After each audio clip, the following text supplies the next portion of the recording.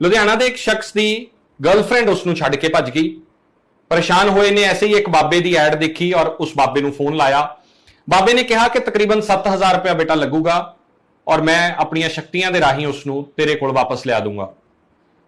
15000 ਰੁਪਏ ਮਹੀਨੇ ਤੇ ਕੰਮ ਕਰਨ ਵਾਲੇ ਉਸ ਵਿਅਕਤੀ ਨੇ 7000 ਦਾ ਜੁਗਾੜ ਕੀਤਾ, ਬਾਬੇ ਨੂੰ ਪੈਸੇ ਪਾ ਦਿੱਤੇ ਔਰ ਬਾਬੇ ਨੇ ਬਾਅਦ ਦੇ ਵਿੱਚ ਕਿਹਾ ਕਿ ਕੰਮ ਸ਼ੁਰੂ ਹੋ ਗਿਆ, ਸਮਗਰੀ ਲਿਆ ਕੇ, ਸਮਾਨ ਲਿਆ ਕੇ ਔਰ ਐਸੀਆਂ ਸ਼ਕਤੀਆਂ ਜਾਣਗੀਆਂ ਕਿ ਕੁੜੀ ਤੇਰੇ ਕੋਲੇ ਵਾਪਸ ਆ ਜੂਗੀ। ਕੁਝ ਦੇਰ ਬਾਅਦ ਬਾਬੇ ਨੇ ਕਿਹਾ ਕਿ ਦੇਖੋ ਸ਼ਕਤੀਆਂ ਭੇਜੀਆਂ ਸੀ ਪਰ ਸ਼ਕਤੀਆਂ ਵਾਪਸ ਆ ਗਈਆਂ ਔਰ ਉਹ ਤੈਨੂੰ ਨੁਕਸਾਨ ਕਰਨਗੀਆਂ ਜੇਕਰ ਤੂੰ 40000 ਰੁਪਏ ਦਾ ਜੁਗਾੜ ਨਾ ਕੀਤਾ। ਬਹੁਤ ਔਖੇ ਹੋਏ ਵਿਅਕਤੀ ਨੇ ਕਿਤੋਂ ਫੜਾ ਕੇ ਕਰਜ਼ਾ ਲਿਆ, 43000 ਰੁਪਏ ਦਾ ਜੁਗਾੜ ਹੋਰ ਕੀਤਾ ਤੇ ਬਾਬੇ ਨੂੰ ਪਾਏ। 40 ਤੋਂ 43000 ਦੀ ਬਾਬੇ ਨਾਲ ਜਿਹੜੀ ਡੀਲ ਹੋਈ, ਉਹ ਪੈਸੇ ਪਾਉਣ ਤੋਂ ਬਾਅਦ ਉਹਨੂੰ ਲੱਗਿਆ ਕਿ ਸ਼ਾਇਦ ਹੁਣੇ ਕਰਜ਼ਾ ਚੱਕ ਕੇ ਉਹ ਲੜਕੀ ਉਹਦੇ ਕੋਲ ਵਾਪਸ ਆਊਗੀ। ਲੜਕੀ ਵਾਪਸ ਨਹੀਂ ਆਈ। ਫਿਰ ਉਸਨੇ ਪੁੱਛਿਆ, ਬਾਬੇ ਨੇ ਕਿਹਾ ਕਿ ਸ਼ਕਤੀਆਂ ਹੋਰ ਸਟਰੋਂਗ ਹੋ ਗਈਆਂ, ਹੁਣ 80-85,000 ਦਾ ਹੋਰ ਜੁਗਾੜ ਕਰ। ਵਿਅਕਤੀ ਨੇ ਹੱਥ ਖੜੇ ਕਰ ਦਿੱਤੇ ਕਿ ਮੈਂ ਮਹਿਜ਼ 15000 ਦੀ ਨੌਕਰੀ ਕਰਦਾ, ਮੇਰੇ ਕੋਲ ਪੈਸਾ ਨਹੀਂ ਹੈ ਔਰ ਮੈਂ ਇਹ ਪੈਸੇ ਨਹੀਂ ਦੇ ਸਕਦਾ। ਤਾਂ ਫਿਰ ਕਈ ਦਿਨਾਂ ਤੱਕ ਉਸਨੇ ਬਾਬੇ ਨੂੰ ਹਾੜੇ ਕੱਢੇ ਕਿ ਮੇਰੇ ਉਹ ਪੈਸੇ ਵਾਪਸ ਕੀਤੇ ਜਾਣ ਔਰ ਉਹ ਪੈਸੇ ਜ਼ੀਰੋ ਹੋ ਗਏ। ਬਾਬਾ ਕਹਿੰਦਾ ਹੈ ਕਿ ਪੈਸੇ ਜ਼ੀਰੋ ਹੋ ਗਏ। ਪਹਿਲਾਂ ਇਹ ਕਾਲ ਰਿਕਾਰਡਿੰਗ ਸੁਣਾਉਂਦੇ ਆ ਤੁਹਾਨੂੰ ਇਸ ਵਿਅਕਤੀ ਦੀ ਤੇ ਬਾਬੇ ਦੀ। ਇਹ ਕਾਲ ਰਿਕਾਰਡਿੰਗ ਸੁਣ ਕੇ ਤੁਹਾਨੂੰ ਸਭ ਕੁਝ ਸਾਫ਼ ਹੋਊਗਾ ਕਿ ਦਰਅਸਲ ਇਹਨਾਂ ਦੋਹਾਂ ਦੀ 2 ਦਿਨ ਪਹਿਲਾਂ ਕੀ ਗੱਲਬਾਤ ਹੋਈ है। फिर उस व्यक्ति के नाल भी गलबात करांगे। हाँ जी पंडित जी, फोन किया सुबह। बोलो बेटा। नहीं, आप कमेंट वगैरह कर रहे हो, मैसेज वगैरह कर रहे हो, तो फोन पे ही बात कर लो ना बेटा डायरेक्ट। मैंने तो बात क्या बात है, बोलो। बात तो की थी, पैसा सारा वेस्ट ही हो गया। मैंने कहा मैंने तो वेस्ट ना हो गया, आपने खुद ने पैरों पे कुल्हाड़ी मारी है बेटा। आपने खुद ने पैरों पे कुल्हाड़ी मारी है, अपने अपना 99% बने हुए काम को बर्बाद किया आपने। मगर मैंने कुछ चीज का पता भी था ना मेरी फाइनेंशियल हालत कैसी है। अरे तो बेटा फाइनेंशियल हालत आपकी ठीक नहीं है और ये आप सब आपके साथ में चल रहा है, इसीलिए तो आपने कॉल किया था ना मुझे। ऐसे ही कॉल किया था क्या?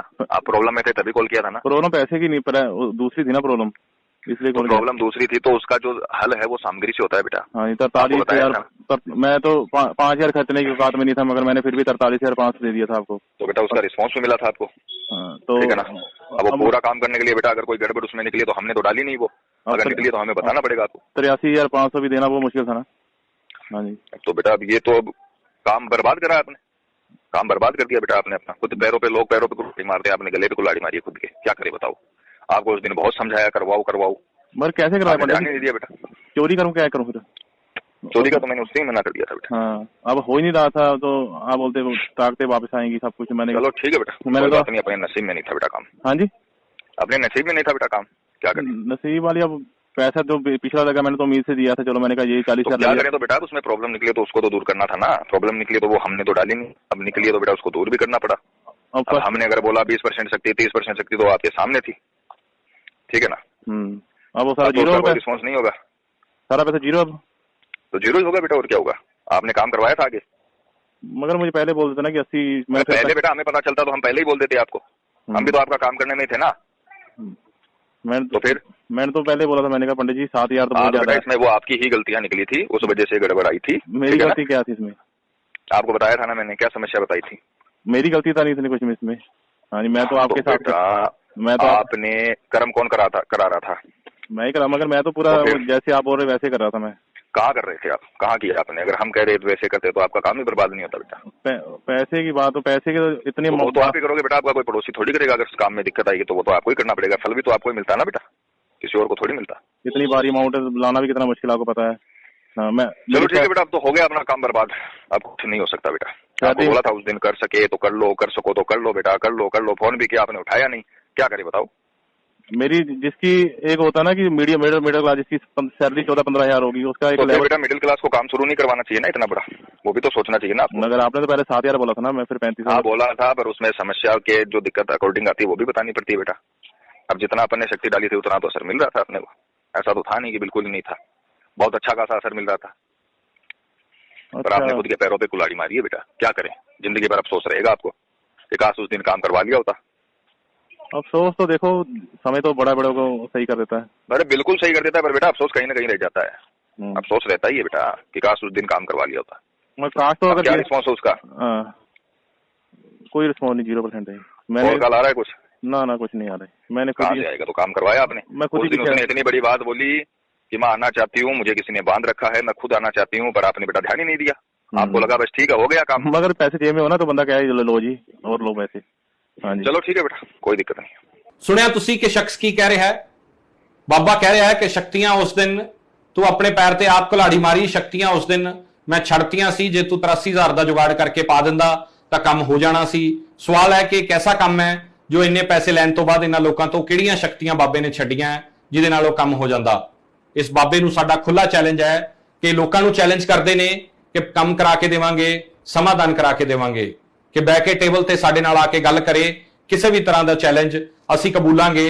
ਸਾਡੇ ਖਿਲਾਫ ਜਾਂ ਸਾਡੇ ਹੱਕ ਦੀ ਗੱਲ ਕਰਨ ਵਾਲਾ ਉਹ ਬਾਬਾ ਕੁਝ ਵੀ ਹੋਵੇ ਆ ਕੇ ਸਾਹਮਣੇ ਗੱਲ ਕਰੇ। ਦੂਸਰੀ ਗੱਲ ਕਿ ਇਸ ਵਿਅਕਤੀ ਦੇ ਨਾਲ ਅਸੀਂ ਗੱਲਬਾਤ ਕੀਤੀ ਔਰ ਇਸ ਵਿਅਕਤੀ ਦੇ ਨਾਲ ਅਸੀਂ ਗੱਲਬਾਤ ਕਰਕੇ ਜੋ ਉਸਨੇ ਦੱਸਿਆ ਉਹ ਤੁਹਾਨੂੰ ਪਰੇਸ਼ਾਨ ਕਰੂਗਾ ਕਿ ਕਿਵੇਂ ਸਾਡੇ ਪੰਜਾਬ ਦੇ ਭੋਲੇ ਭਾਲੇ ਲੋਕ ਇਹਨਾਂ ਫਰਜ਼ੀ ਬਾਬਿਆਂ ਤੋਂ ਲੁੱਟੇ ਜਾ ਰਹੇ ਨੇ। ਜਿਸ ਵੀਰ ਦੇ ਨਾਲ ਧੋਖਾ ਹੋਇਆ ਸਾਡੇ ਨਾਲ ਹੈ ਇਸ ਵੇਲੇ, ਗੱਲਬਾਤ ਕਰਦੇ ਹਾਂ। ਲੁਧਿਆਣੇ ਦਾ ਰਹਿਣ ਵਾਲਾ ਇਹ ਵੀਰ ਹੈ। ਬਾਈ ਜੀ ਸਤਿ ਸ਼੍ਰੀ ਅਕਾਲ। ਸਤਿ ਸ਼੍ਰੀ ਅਕਾਲ ਭਾਜੀ। ਕੀ ਹੋਇਆ ਕੀ ਹੈ ਜੀ ਤੁਹਾਡੇ ਨਾਲ? ਭਾਜੀ ਇਦਾਂ ਸੀ ਕਿ ਮੇਰੀ ਨਾ ਲਵਰ ਇੱਕਦਮ ਛੱਡ ਕੇ ਚਲੀ ਗਈ ਸੀ ਤੇ ਮੈਂ ਵੈਸੇ ਬਾਬੇ ਨਾਲ ਗੱਲ ਕੀਤੀ YouTube ਤੋਂ। ਅੱਛਾ, ਇਹ ਬਾਬਾ YouTube ਤੇ ਇਹਦੇ ਹੈਗਾ ਚੈਨਲ? ਹਾਂਜੀ ਹਾਂਜੀ। ਕਿੱਥੋਂ ਦਾ ਬਾਬਾ ਹੈ? ਇਹ ਰਾਜਸਥਾਨ ਦੱਸਦੇ ਸੀ, ਰਾਜਸਥਾਨ ਤੋਂ ਬੋਲ ਰਿਹਾ ਮੈਂ। ਅੱਛਾ, ਤੇ ਕਹਿੰਦਾ ਮਤਲਬ ਕਿ ਇਦਾਂ ਹੈ ਕਿ ਉਹ ਤੁਹਾਨੂੰ ਛੱਡ ਕੇ ਨਹੀਂ ਗਈ, ਉਹਨੂੰ ਕੋਈ ਧੱਕੇ ਨਾਲ ਲੈ ਗਿਆ। ਨਹੀਂ ਇਹਦਾ ਨੰਬਰ ਕਿੱਥੋਂ ਮਿਲਿਆ ਤੁਹਾਨੂੰ? YouTube ਤੋਂ ਹੀ ਭਾਜੀ। YouTube ਤੋਂ ਹੀ ਮਿਲਿਆ? ਹਾਂਜੀ ਹਾਂਜੀ। ਅੱਛਾ, ਤੇ YouTube ਤੋਂ ਮਿਲਿਆ ਤੇ ਕਹਿੰਦਾ ਜੀ ਸਿਰਫ 3500 ਰੁਪਇਆ ਲੱਗੇਗਾ, ਸਭ ਠੀਕ ਹੋ ਜਾਏਗਾ। ਹਾਂ। ਤੇ 3500 ਰੁਪਇਆ ਰਹਿ ਕੇ ਤੇ 5-6 ਦਿਨ ਇਹਨੇ ਕਾਲ ਨਹੀਂ ਪਿਕ ਕੀਤੀ ਮੇਰੀ।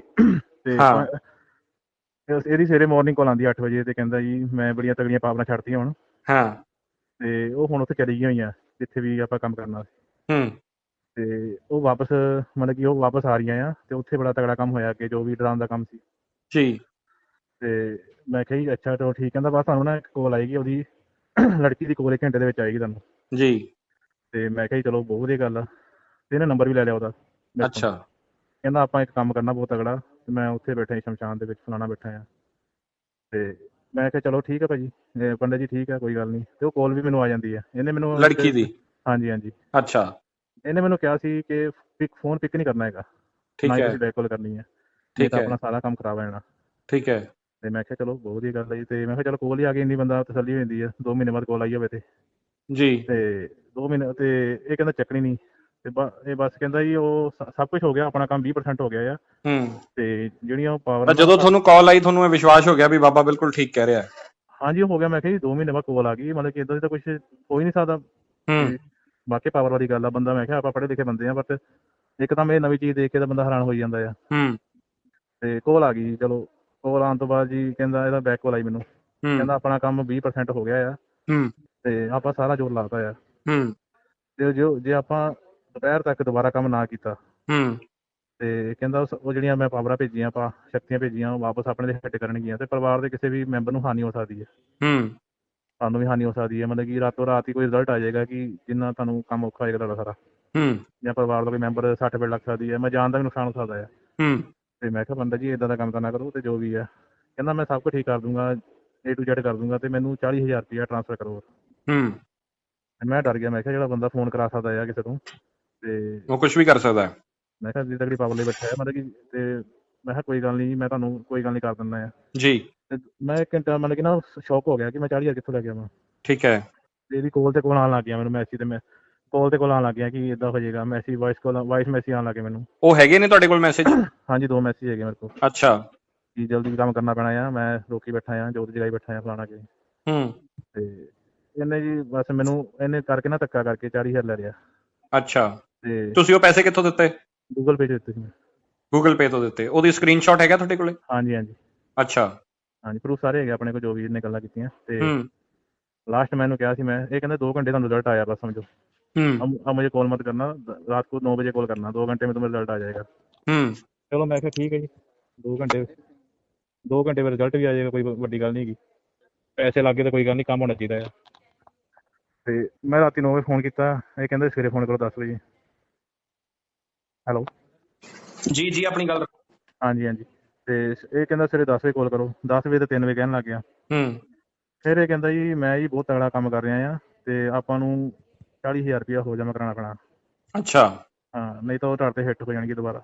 ਮਤਲਬ ਉਹੀ ਇਹਨੂੰ ਪਹਿਲਾਂ ਲੱਗ ਗਿਆ ਕਿ ਮਤਲਬ ਕਿ ਹੁਣ ਡਰਾਵੇ 'ਚ ਬੰਦਾ ਆ ਗਿਆ ਆ ਤੇ 40,000 ਰੁਪਇਆ ਹੋਰ ਦੋ। ਮੈਂ ਕਿਹਾ ਮੈਂ ਤਾਂ ਨਹੀਂ ਦੇ ਸਕਦਾ ਹੋਰ। ਕਹਿੰਦਾ ਫਿਰ ਭੁਗਤਣਾ ਆਪ, ਮਤਲਬ ਕਿ ਜੋ ਵੀ ਹੋਗਾ ਮੁਝੇ ਮਤ ਬੋਲਣਾ। 80,000 ਜਾਂ 40,000? 40 ਤਾਂ ਪਹਿਲਾਂ ਰਹਿ ਰਿਹਾ ਸੀ ਨਹੀਂ। ਅੱਛਾ 40 ਹੋਰ? 40 ਹੋਰ ਮੰਗ ਰਿਹਾ ਸੀ। मैं कहा पहला 40,000 है, कहता वो तो जीरो हो गया, वो तो तुमने टाइम से 40,000 दिया ही नहीं, और 40,000 और दिता नहीं, वो तो जीरो हो गया, ਤੁਸੀਂ ਟਾਈਮਲੀ ਪੈਸੇ ਨਹੀਂ ਪੇ ਕੀਤੇ। ਤੇ ਮੈਂ ਕਿਹਾ ਤੁਹਾਨੂੰ ਮੈਂ ਪਹਿਲੇ ਕਿਹਾ ਸੀ ਕਿ ਪੈਸੇ ਹੋਰ ਹੈ ਨਹੀਂ ਤੇ ਤੁਸੀਂ ਮੰਗੀ ਜਾਂਦੇ ਹੋ, ਮਤਲਬ ਕਿ ਅੱਗੇ ਤੋਂ ਅੱਗੇ ਡਿਮਾਂਡ ਸ਼ੁਰੂ ਹੋ ਗਈ ਸੀ ਬਾਬੇ ਦੀ। ਤੇ ਬਸ ਇਦਾਂ ਹੀ ਮੈਂ ਫਰੋਡ ਬਹੁਤ ਤਗੜਾ ਹੋਇਆ ਜੀ ਮੇਰੇ ਨਾਲ। ਤਾਂ ਤੁਸੀਂ ਟੋਟਲ 43,000 ਰੁਪਏ ਦਾ ਨੁਕਸਾਨ ਹੋਇਆ ਤੁਹਾਡਾ? 43,500 ਜੀ। ਤਾਂ ਉਹ ਲੜਕੀ ਨਾਲ ਹੁਣ ਗੱਲ ਹੁੰਦੀ ਹੈ ਤੁਹਾਡੀ? ਨਹੀਂ ਉਹ ਤਾਂ ਆਪਣਾ ਪਹਿਲੇ ਕੱਟ ਆਊਟ ਸੀ, ਉਹ ਤਾਂ ਵੈਸੇ ਫੇਕ ਕਾਲ ਕਰਾਈ ਸੀ ਉਹਨਾਂ ਨੇ। ਕਿੰਨੇ ਸਾਲ ਦੇ ਹੋ ਤੁਸੀਂ? ਮੈਂ ਹੈਗਾ 30 ਸਾਲ ਦੇ। 30 ਸਾਲ ਦੇ ਹੋ। ਕਿਹੜੇ ਇਲਾਕੇ 'ਚ ਰਹਿੰਦੇ ਹੋ? ਆਪਾਂ ਡੁਗਰੀ 'ਚ। ਤਾਂ ਤੁਹਾਨੂੰ, ਤੁਸੀਂ ਪੜ੍ਹੇ ਲਿਖੇ ਹੋ, ਤੁਹਾਨੂੰ ਮਹਿਸੂਸ ਨਹੀਂ ਹੋਇਆ ਵੀ ਇਹ ਕੰਮ ਫਰਾਡ ਹੁੰਦੇ, ਇਹਨਾਂ ਕੰਮਾਂ 'ਚ ਕੁਝ ਨਹੀਂ ਹੈਗਾ? ਬਸ ਜੀ ਮੈਨੂੰ ਤਾਂ ਹੈ ਹੀ ਸੀ, ਮਨ ਅੰਦਰ ਆਵਾਜ਼ ਆਉਂਦੀ, ਬਾਅਦ ਜਦੋਂ ਕਾਲ ਹੋ ਗਈ ਤੇ ਮੈਨੂੰ ਲੱਗਿਆ ਜੀ ਕਿ ਇਹ ਤਾਂ ਸਹੀ ਕੰਮ ਹੋ ਰਿਹਾ ਹੈ ਜੋ ਵੀ। ਉਸ ਨੰਬਰ ਤੋਂ ਫੋਨ ਆ ਗਿਆ ਤੁਹਾਨੂੰ? ਹਾਂਜੀ ਪਰ ਚੱਕਿਆ ਨਹੀਂ ਤੁਸੀਂ? ਮਨਾ ਕੀਤਾ ਚੱਕਣ ਨੂੰ। ਅੱਛਾ, ਮਨਾ ਕੀਤਾ ਤੁਹਾਨੂੰ ਚੱਕਣ ਨੂੰ। ਹਾਂਜੀ।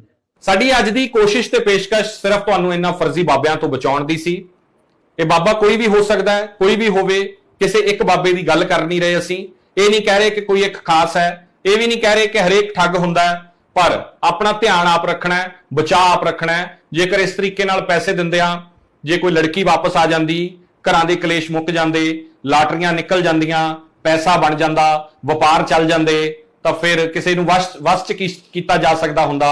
ਤਾਂ ਫਿਰ ਇਹ ਬਾਬੇ ਇਹ ਕੰਮ ਕਰਕੇ ਨਹੀਂ ਬੈਠਦੇ ਸੀ। ਇਹਨਾਂ ਨੇ ਕਿਸੇ ਨਾ ਕਿਸੇ ਨੂੰ ਵਸ 'ਚ ਕਰਨਾ ਤੇ ਪੈਸਾ ਕਮਾ ਲੈਣਾ ਸੀ।